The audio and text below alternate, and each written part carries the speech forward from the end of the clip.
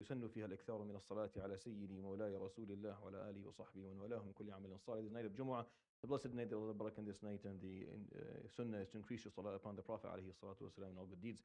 يروي الإمام ابن ماجه في سننه بسند حسن عن قيس ابن أبي حازم رضي الله عنه قال. The hadith tonight in collection Imam ibn Majah with a reasonable chain of narration narrated to us by Qais ibn Abi Hazim. And the theme of humbleness is what we're going to continue with today and probably Sunday, and then move on to something else next week. And this is a very famous, you know this hadith, you've heard it before. I'm just narrating to you formally so that you kind of know the background of it. And Qais ibn Abi Hazim, one of the tabi'een, and it's a hadith that is mursal, and it still has a reasonable chain of narration despite that. قال أتى رجل النبي صلى الله عليه وآله وسلم فقام بين يديه فأخذته رعدة وفي رواية فارتعدت فرائصه. And a man came to the Prophet عليه الصلاة والسلام, and this was at the end of the Prophet عليه الصلاة والسلام's life. This is towards the last maybe year or so. So this man came to him عليه الصلاة. By then the Prophet عليه الصلاة والسلام had built quite the reputation. عليه الصلاة والسلام's reputation within Arabia fluctuated obviously throughout his bi'tha. For people who knew him, he was the same person at the beginning, the same person at the end. But for people who didn't, they would hear different things about him عليه الصلاة والسلام. But towards the end of his life, he had built a reputation that was always almost mythical, because of what he was able to do with in such a short period of time, and the impact that he had not just on the political realm or on the political fronts within Arabia, because the Arabs never had any political order or anything that was similar to it, aside from the Kaaba, the Islam, and Quraysh kind of leveraging that to keep the peace within the Balad al-Haram. Outside of that, things were pretty much open. The Prophet ﷺ was able within a very short period of time to change that completely, and now there was unity within the peninsula, and there was leadership. And not only did the political front change, but also the ethical, the social changed. I mean, the Prophet ﷺ brought forward a way of thought and a way of life that the Arabs were not necessarily familiar with or accustomed to, and it became the norm, and it actually elevated people's status. Usually, we talk about prosperity, we just talk about the financial prosperity. All right, and it's interesting when you look at the Prophet ﷺ's accomplishments. They weren't really financial. Like, he didn't really leave behind him a lot of, he didn't leave high buildings and a lot of wealth. What he left was wealth of thought and wealth of ideas and wealth of ethics, which is a whole different thing. And it's in talking about that today is almost ludicrous. And talking about it is almost unheard of, and no one is even listening to you, because that's the only prosperity we care about is the financial one. We will vote in Iblis if he will give us a good economy. This is what has been proved across the globe. We don't care who's ruling us, as long as the economy works well and that we're making money, which is very unfortunate, because that's not how you actually end up running. That's not how a country actually becomes prosperous. It's through the ethics and the values and the principles, and that's why the Prophet _, left such a legacy behind him, because that's really what he left. The money came later. Money came for the Muslims. It changed, and he told them, I'm not worried about you having wealth. Money will come. It's not faqr that I'm worried about. I'm worried about what you're going to do when the gates of dunya just open and you end up really rich. Will you have enough values, principles to know how to deal with it, or will it beat you? Will it just basically, will your values and principles get buried under all the money that you end up having?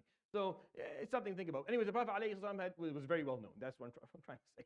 So this man came to him, and he stood, فقام بين يديه, he stood in front of him عليه الصلاة والسلام, فأخذته رعدة, and he just had this moment of haiba, where he revered the Prophet عليه الصلاة والسلام, and just felt very nervous and scared. Another narration, فارتعدت فرائصه.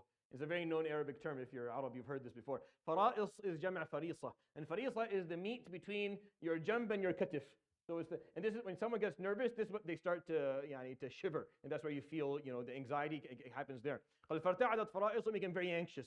So he stood there and he was shaking. He wanted to speak to the Prophet ﷺ, but he was so in such reverence of this man that he had never met before. He heard so much about him. Now he's standing in front of him ﷺ, and this is how he's described. By the way, Sayyidina Ali has the most beautiful description of the Prophet ﷺ. Like number one, the best. There's a lot of descriptions for him, but this one is my favorite. قال, and this is how he described him, Ali رضي الله عنه. قال من رآه بديهة هابه ومن خالطه معرفة أحبه.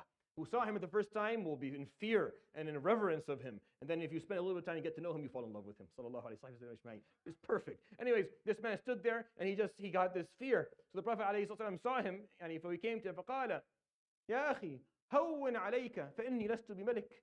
إنما أنا ابن امرأة من قريش كانت تأكل القديد في هذه البطحاء. صلى الله عليه وسلم أجمعين. He said, take it easy. I am not a king. I am nothing but the son of a lady from Quraysh who used to eat beef jerky in this open land. Al-Batha is land that has a lot of small pebbles and it's open. That's what Mecca is really, aside from the mountains. It's just an open land. But he's telling him, why are you scared? I'm not a king. I'm just a guy. My mother used to be poor, and she used to take meat and put it in the sun and turn into we call this beef jerky. So that is what qadid is. It's basically meat that you don't have enough money to buy fresh, so you take whatever is left and you put it in the sun until it turns dry, and then you kind of use it later on. Put it in cooking, and you use it later on. A lady from Quraysh that used to feed her kid about qadid in this batha, in this open pebble-filled land. صلى الله عليه وسلم أجمعين. وهو سيد ولد آدم يوم القيامة. And he is the master of the sons of Adam on the day of judgment.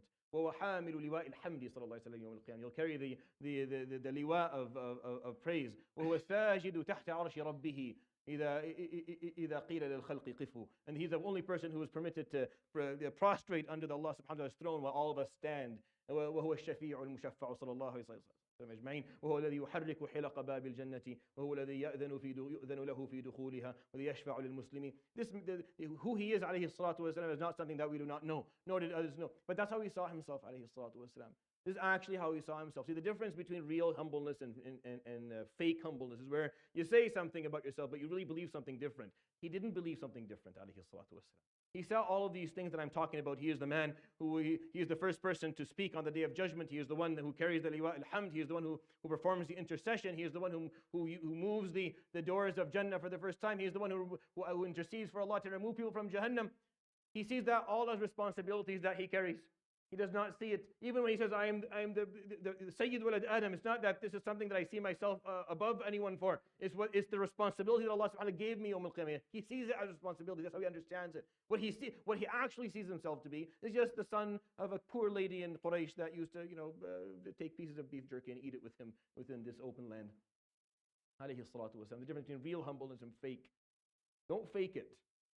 They say fake it till you'll make it. I hate that term. It's such a horrible term, wallahi. And for this specifically, it doesn't work.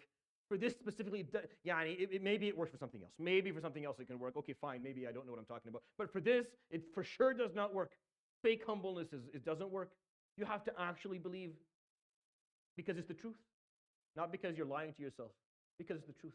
His truth, sallallahu alayhi wa sallam, is he's the orphan of a very poor lady who lived in Mecca. That's how he saw himself, alayhi salam, because that's the truth. There's another truth that Allah subhanahu wa ta'ala will show us yawm al-qiyamah that we will understand. And we will see his status yawm al-qiyamah alayhi salatu wasalam. But that's his truth. What is yours?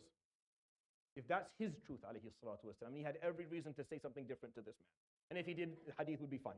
If he came to and told him, yes, you should be scared because you don't know in the presence of whom you are standing, I would have loved to narrate that hadith as well. And I would find that hadith just as beautiful because alayhi salatu wasalam carries that status. But he didn't because that was his truth.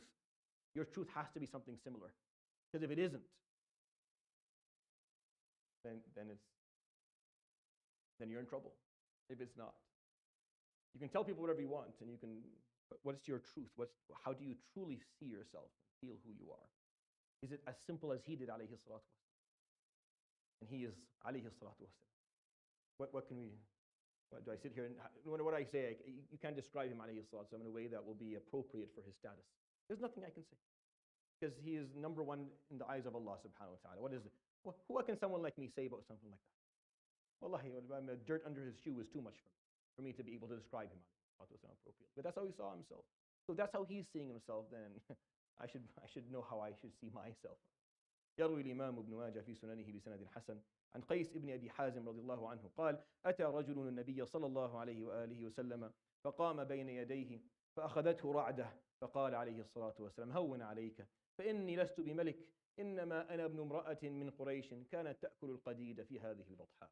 صدق رسول الله صلى الله عليه وآله وصحبه وسلم. سبحانك اللهم وبحمدك أشهد أن لا إله إلا أنت أستغفرك وأتوب إليك وصلى الله وسلم وبارك على نبينا محمد وعلى آله وصحبه. جزاكم الله خير. Inshallah, tomorrow the khutbah Jum'ah is 3:15 here. I will be inshallah trying to give it at the encampment at 1:30 over at the Concrete Beach, I think it's called. So if you have time and to show up there and support the students and support